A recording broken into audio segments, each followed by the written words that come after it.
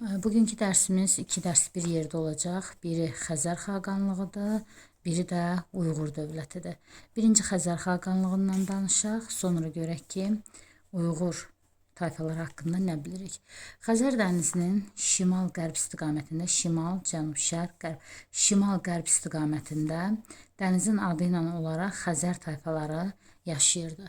Xəzər tayfaları demək 448-ci ildə Qərbi Hun hökmdarı Attilanın hücumuna məruz qalmışdı. Ondan sonra özləri Azərbaycan ərazisinə gəlmişdi. Söhbət gedir. Yadınızdadırsa Göytürk hökmdarı İstəmi xaqanında, bax burada da Göytürk dövləti var idi. Göytürk hökmdarı İstəmi xaqanda Xəzərə hücum eləmişdi və Xəzəri özündən asılı vəziyyətə salmışdı. Söhbət gedir 6-cı əsrin 70-ci illərində. Deməli, mən görürəm ki, 448-ci ildə Xəzərlərin üstünə Attila, 6-cı əsrin 70-ci illərində isə İstəmi xaqan hücum eləmiş. Yəni 5-ci əsrdə Attila, 6-cı əsrdə isə İstəmi xaqan Xəzərə hücum eləmişlər, Xəzərləri məğlub eləmişlər. Xəzərlər özləri isə Azərbaycana 7-ci əsrdə gəlib. Deməli 5-ci əsrdə Attila onun üstünə hücum eləyib, 6-cı əsrdə Göytürklər, 7-ci əsrdə isə onlar Azərbaycana gəliblər. Onlar Azərbaycana gələndə Azərbaycanda Sasani dövləti var idi. Bunlar tayfa idi. Sasani dövləti var idi. Gəlmişlər Sasaniləri Azərbaycandan qovmuşdular. Lakin özləri də Azərbaycana möhkəmlənə bilməmişdi. Çünki daxillərində çəkişmə var idi. Amma Xəzərlərin nəslindən olan Sabir türkləri Azərbaycanda 7-ci əsrdə Mehranilər sülaləsini hakimiyyətə gətirmişdi. Ümumiyyətlə Xəzər dövlətinin yaranmasında Sabir, Onuqur, bir də Altay tayfalarının rolu var. Xəzərlər burada yəni tayfa kimi yaşayanda 5-ci əsrdə Attilanın, 6-cı əsrdə Göytürklərin hücumuna məruz qalmış, 7-ci əsrdə isə özləri Azərbaycana gəlmişdi. Qaydaq bura. Biz eşitirik ki, 588-ci ildə Göytürk dövləti bölündü iki yerə. Yarandı Şərqi Göytürklə Qərbi Göytürk. Və bir müddət bunlar yaşayandan sonra Çin 7-ci əsrin 30-cu illərində hücum eləyib Şərqi tabe eləyəcək, 7-ci əsrin 50-ci illərində isə hücum eləyib Qərbi tabe eləyəcək. Təbii ki, Çinə tabe olanlar tabe olacaq, olmayanlar isə bu torpaqları tərk eləyəcək. Qərbi Göytürk Çinə tabe olmayaraq çəkilib gedəcəklər Xəzər tayfalarının yanına. Söhbət gedir Altay türklərindən. Çıxıb gedəcəklər Xəzər tayfalarının yanına və orada Xəzər tayfaları ilə birləşərək elə 7-ci əsrin 50-ci illərində Xəzər xaqanlığını, yəni Xəzər dövlətini yaratmış olacaqlar. Yəni biz belə başa düşdük ki, Xəzər dənizinin sahilində Xəzər tayfaları yaşayırdı. Göytürklər Çinin tabeliyinə keçməmək üçün Qərbi Göytürklər getdilər Xəzər tayfalarının yanına, qaynayıb qarışaraq Xəzər xaqanlığını yaratdılar.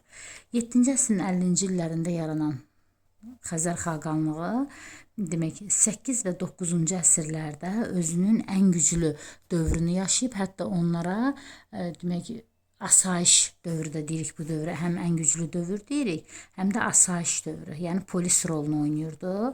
Görək ki, kimi kimdən qoruyurdu. 9-cu əsr güclü dövrdür, lakin 10-cu əsrdə eşidəcəm ki, 965-ci ildə Slavyanlar tərəfindən, yəni Ruslar tərəfindən varlığına son qoyulub. Deməli, yaranması 7-ci əsrin 50-ci illəri, 8-9 ən güclü, 10-cu əsrin 60-cı illəri isə Ruslar tərəfindən süqut olunacaq. Görək ki, Rusların burada rolu nədən ibarətdir? Xəzərlər burada dövlət yaradandan sonra uzun müddət Rusları, yəni Slavyanları özlərindən asılı vəziyyətdə saxlayıblar. Slavyanları özlərindən asılı vəziyyətdə saxlayıblar. Söhbət gedir demək 9-cu əsrdə, yəni gücləndiyi ən güclü dövrlərində Slavyanlar, özü də Şərq Slavyanlarını, bax Rusun ərazisi bura, burada Şərq Slavyanları var idi. Şərq Slavyanlarını, yəni Rusun şərqində yaşayanları özlərindən asılı vəziyyətdə salmışlar, vaxtında onlardan xərac alırdılar. Bir tərəfdən Slavyanlarla problemlərinin olması, digər tərəfdən Peçenik türk tayfaları var idi. Onlarla problemin olması, başqa bir tərəfdən ərəblərlə 200 ilə yaxın müharibənin aparılması 7-nin ortalarından başlayıb 8-in sonuna qədər dövləti təbii ki, zəiflədəcək. Yəni dövlətin, ümumiyyətlə bütün türk dövlətlərinin zəifləmə səbəbi birinci növbədə daxili çəkişmə və dini pərakəndəlikdir. Bu heç. Amma digər tərəfdən isə Slavyanlarla, Peçeniklərlə, ərəblərlə müharibə aparması da Xəzər xaqanlığını zəiflətdi. Hələ ərəblərlə daha çox müharibə aparıb. Çünki ərəblər əgər Xəzərləri məğlub eləsəydi, gedib Avropaya girərdilər. Lakin Xəzərlər polis rolunu oynayaraq, asayiş rolunu oynayaraq ərəblərin Şərqi Avropaya girişinin qarşısını aldı. 10-cu əsrdə Xəzər xaqanlığı zəiflədiyi bir dövrdə Slavyanların rəhbəri güclənəcək, Sviatoslav adında bir rəhbər hücum eləyəcək, Xəzər xaqanlığını süqut elətdirəcək. Deməli, biz Xəzər xaqanlığı haqqında nə öyrəndik? Eşitdik ki, 7-ci əsrin 50-ci illəri yaranıb, 8-9 ən güclü dövrüdür, hətta asayiş dövrüdür, Şərqi Avropanı ərəblərdən qoruyurdu. 965-ci ildə isə Slavyanlar tərəfindən süqut olunub. Kimdir Slavyanlar? Slavyanlar ruslardır. 9-cu əsrdən başlayaraq Xəzər xaqanlığı Slavyanları özündən asılı vəziyyətə salıb onlardan çoxlu xərac alırdı. Peçenek türk tayfalarla dalaşması və ərəblərlə 200 ilə yaxın müharibənin aparılması Xəzər xaqanlığının zəiflətdi. Paytaxtı da Bələncər, Səməndər, İdil və Sarkeli idi. Qeyd eləyək ki, demək ki, burada yaşayan Xəzər tayfaları Qərbi Göytürklər ora gedəndən sonra xaqanlığa çevrildi. Özləri də Göytürklər kimi Aşina nəslindən idilər. Aşina qurd deməkdir. Aşina nəslindən, yəni qurd nəslindən hesab olunurdular. Növbəti bir dərs isə Uyğur dövləti olacaq. Uyğur dövləti təbii ki biz bilirik ki 2-ci Göytürkün süqutundan yaranıb. Yəni 1-ci Göytürkün parçalanması zamanı Qərbi Göytürklər gedib Xəzəri yaratdı. 2-ci Göytürkün süqutu zamanı, yəni 744-cü ildə Uyğurlar özləri üçün 2-ci Göytürkü süqut etdirərək dövlət yaratdı. Həmin dövlət 98 il yaşayacaq, 842-ci ildə süqut eləyəcək. Paytaxtı isə Ordu şəhəri hesab olunurdu. Bu tayfalar hələ 8-ci əsrdə elə bil ki özləri üçün bir xüsusi bir bəylik yaratmışdılar və elə 8-ci əsrdə də Göytürkü süqut etdirərək özləri üçün dövlət də yaratmış oldular. Ərazisi Altay dağlarından, yəni Göytürkün bütün ərazisi deməli, çünki Göytürkün ərazisi Sakit Okeandan Xəzər dənizinə qədər uzanırdı. Göytürkün aşağı hissəsini Qobi səhrasıdır. Sonra Altay dağlarından Manchuriyaya qədər bir hissəni ələ keçiriblər. Banisi Qutluq, Bilgə, Gül. Bu üçü bir yerdədir. Gül. Məsələn, biz Qutluğa ayrı, Bilgəni ayrı, Külü ayrı eşitdik Uyğur dövlətində. Bu Gül, Kül kimi də yazılır kitablarımızda, testlərimizdə.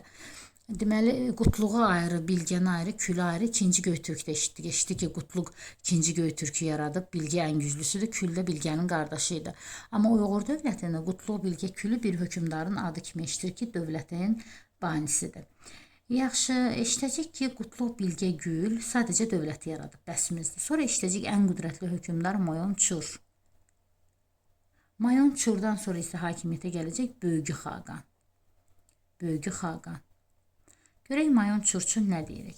Mayonçur ən qüdrətli hökümdardır. Əsas yadımıza düşəcək Çini asılı eləməklə. Çini asılı kim kimi?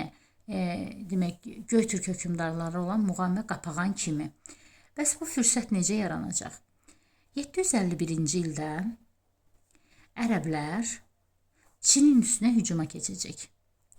Ərəblər Çini 751-ci ildə söhbət Abbasilərdən gedir.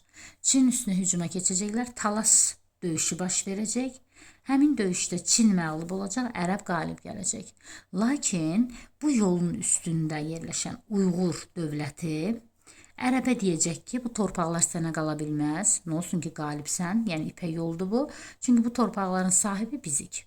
Ona görə də ərəblər qalib gəlsələr belə, buradan əliboş qayıtıb çıxıb gedirlər. Söhbət Abbasilər sülaləsindən gedir. Və əhali, Çinin əhalisi imperatorlarının məğlub olduğunu görərək imperatorlarını ölkədən qovurlar. 751-dən gedir söhbət. 751-də Talas döyüşü. Ərəb Çini məğlub eləyib, Çin məğlub, ərəb qalib, amma qazanan Uyğur. 755-ci ildə Mayonçur gedəcək Çinə. Çinin qovulmuş imperatorunu gətirtib oturtacaq taxt tacında. İmperatoru geri qaytaracaq. Təbii ki, bunun əvəzində Çin imperatoru vaxtı-vaxtında ona xərac ödəyəcək. Sonra hakimiyyətə gələcək Bölgü xaqan. Bölgü xaqanın dövründə isə burada Tibet tayfaları var idi. Çinə hücum edib Çini tutmaq istəyirdi. Bölgü xaqanı 762-ci ildə Tibet tayfalarını məğlub eləyir ki, sizin Çində işiniz yoxdur, çünki Çin bizə məxsusdur, bizə xərac ödəyir. Bu Tibet sözünü mən Mete ilə oxşada bilərəm. Mənə deyər ki, Böyük Xaqanla Mete Xaqanın oxşar cəhəti nədir? Deyərəm ikisi də Tibeti məğlub eləyib. Və Böyük Xaqan Mete ilə oxşadaraq Tibeti məğlub eləyərik. Eləcə də Çini demək itirməzlər. Yəni Çindən gələn gəliri təmin eləmiş olarlar. Uyğurların digər türk tayfalarından fərqi o idi ki, bunlar artıq Çindən kağız istehsalını öyrənmişdilər, mətbəə avadanlığı öyrənmişdilər. Hər heç Avropa dövlətləri, inkişaf eləmiş dövlətlərdə Avropalıların belə məlumatı yox idi bu haqda. Amma Uyğur artıq kağız da bilirdi, mətbəə də bilirdi nədir. Hətta Uyğur sözünün mənası uyğun gələn, uyuşan anlamındadır. Ta ki biz hələ bunların adını 2-ci əsrdə eşitmişik əslində, yəni Uyğur tayfalarının adı 2-ci əsrdə çəkilib. Amma dövlət kimi 8-ci əsrdə eşitirik. Deməli Uyğur dövləti 744-də yaranıb 842-ci ildə süqut eləyib, paytaxtı Ordu şəhəri, ərazisi Altaydan Mancuriyə qədər və Qobi səhrası hesab olunurdu. Banisi Qutluq Bilgə Gül idi. Ən qüdrətlisi Mayon Çur idi ki, Çini asıl eləyib. 751-ci ildə Talas döyüşündən yararlanaraq İpək yoluna nəzarəti ələ götürüb.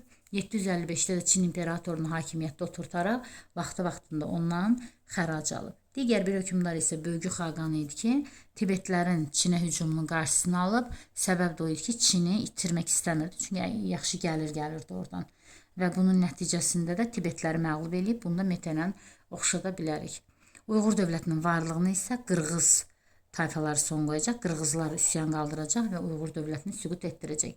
Görürsünüzmü? Biz eşitirik ki, bunların daxili çəkişmə, dini pərakəndəlik, hətta Uyğur dövlətində də mani təlimi yayılmışdı, o Sasani dövləti kimi.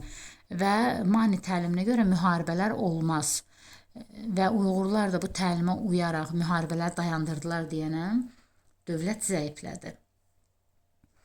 Bunlar da Qırğızlar da türk olub da. Məsələn, Uyğurlar özləri Göytürkün varlığına son qoyub. Göytürklər Jujanların varlığına son qoymuşdu. Uyğurların da varlığına Qırğızlar son qoyacaq.